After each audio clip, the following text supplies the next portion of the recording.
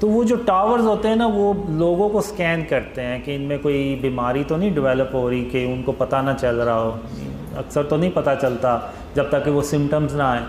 تو وہ پہلے سے ہی سمٹمز آنے سے پہلے ہی وہ ڈیٹیکٹ کر کے تو اس کو یعنی شروع میں اس بیماری کو پکڑنے کی ان ٹاورز میں نا وہ ہوتا ہے کہ وہ الرٹ کر دیتے ہیں.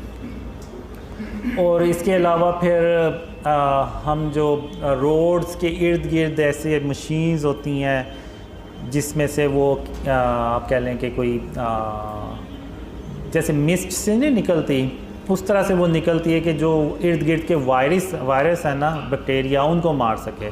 کیونکہ وہ جتنے بھی وہ ہم نے اس وقت جو ڈریم میں ہوتا ہے کہ وہ زیادہ تر جو وائرس اور بیکٹیریا ٹریول کرتے ہیں وہ روڈز اور اس طرح سے جو ٹریولنگ کرتے ہیں لوگ ان کے تھرو پھیلتی, تو اس کے لیے وہ چیز ہوتی ہے.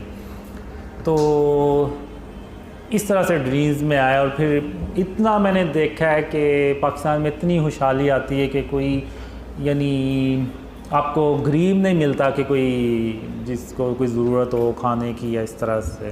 تو اتنی یعنی اللہ کی رحمتیں اور برکتیں دیکھی ہیں. لیکن یہ ہوتا تبھی ہے جب ہم شرک اور اس کی اقسام سے اپنے آپ کو بچانا شروع کرتے ہیں. کیونکہ ایک سورہ نمل سورہ سبا میں اللہ نے ایک قوم کا ذکر کیا ہوا ہے جو ہر طرح سے خوشحال تھی اور اس میں کوئی برائی نہیں تھی. سارے یعنی نیکوکار لوگ تھے, ان میں کوئی بھی برائی نہیں تھی. تو اللہ نے ان کو 2 باغ دیے ہوئے تھے جو کثرت سے پھل لگتے تھے ان میں, اور اس کو بیچ کے تو وہ اپنی اکانومی چلاتے تھے اور جو بھی ان میں خوشحالی تھی وہ ان باغات کی وجہ سے تھی. لیکن آہستہ آہستہ ان لوگوں نے یہ کہنا شروع کر دیا کہ یہ جو باغ ہے نا یہ ہم محنت کرتے ہیں تو یہ پھل لے کے آتے ہیں. تو اللہ نے ان پھلوں کو نا مردہ کر دیا. اور پھر اللہ نے اس قوم سے سوال کیا کہ اب بھی تو تم اتنی ہی محنت کرتے ہو جتنی پہلے کرتے تھے, تو اب یہ ایسے پھل کیوں نہیں لگتے جن کو تم بیچ سکتے ہو یا تم کھا سکتے ہو. تو یعنی بات کرنے کا مطلب یہ ہے کہ جب تک ہم یعنی انہوں نے بھی ایک طرح سے نا اللہ سے توکل ہٹا کے تو اپنے بازوں اپنی محنت پہ لے آئے کہ یعنی یہ بھی ایک فارم آف شرک کیا کہ اللہ کے علاوہ کسی اور پہ توکل کر لینا.